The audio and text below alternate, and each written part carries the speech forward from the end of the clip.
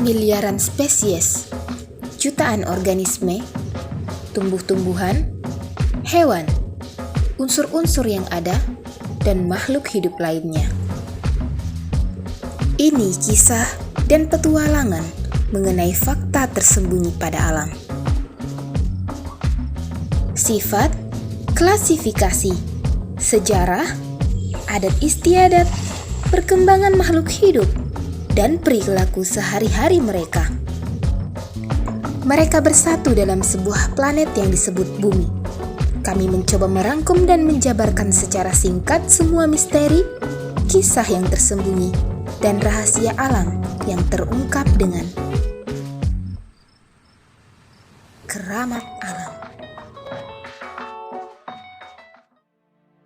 Tumbuhan ini mungkin tidak asing lagi bagi mata kita semua. Tumbuhan liar yang populer karena ciri khas daun dan bunganya membuat mereka berbeda dengan tumbuhan dari keluarga besar plantae, terkhusus pada genus mereka.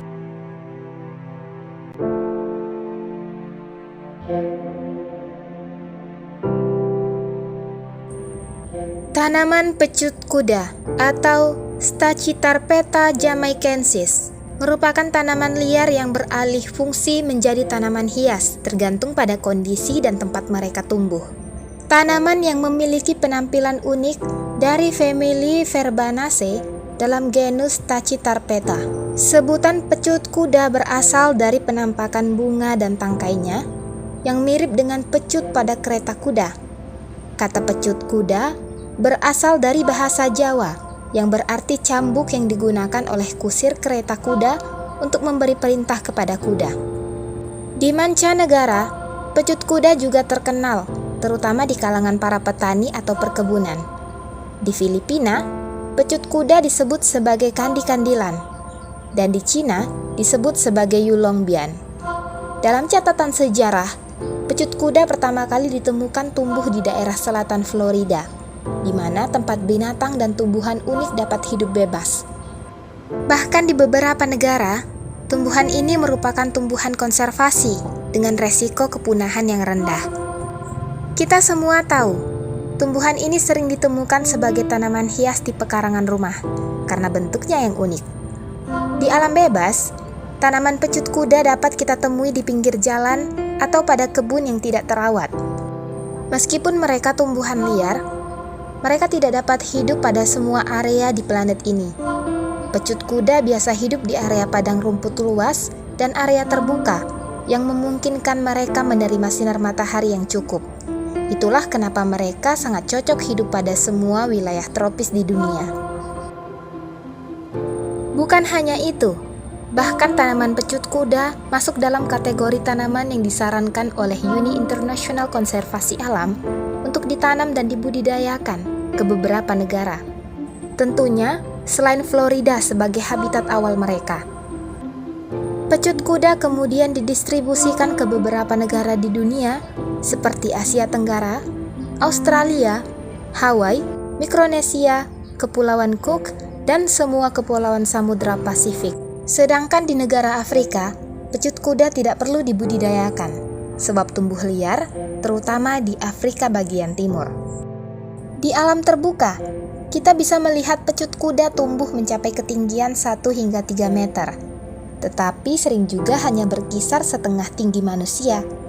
Mereka memiliki daun yang berwarna hijau selamanya, selalu tampak segar sepanjang tahun pada semua musim.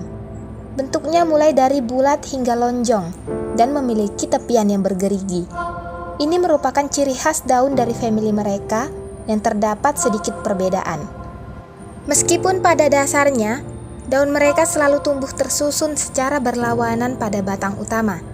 Tetapi yang sangat membuat pecut kuda berbeda dari tanaman lain adalah daunnya yang memiliki permukaan bertekstur, berkerut, dan berwarna hijau gelap, terutama mendapat sinar matahari lebih banyak. Warna dari daun mereka tampak eksotis yang berwarna hijau gelap dengan kerutan yang tajam. Hal lain yang membedakan mereka adalah bentuk bunga dan tangkainya. Kita semua tahu, pecut kuda memiliki bunga berwarna ungu hingga kebiruan. Mereka mekar sepanjang tahun tanpa henti, Hanya saja, jumlahnya sedikit berkurang pada bulan Desember hingga Februari.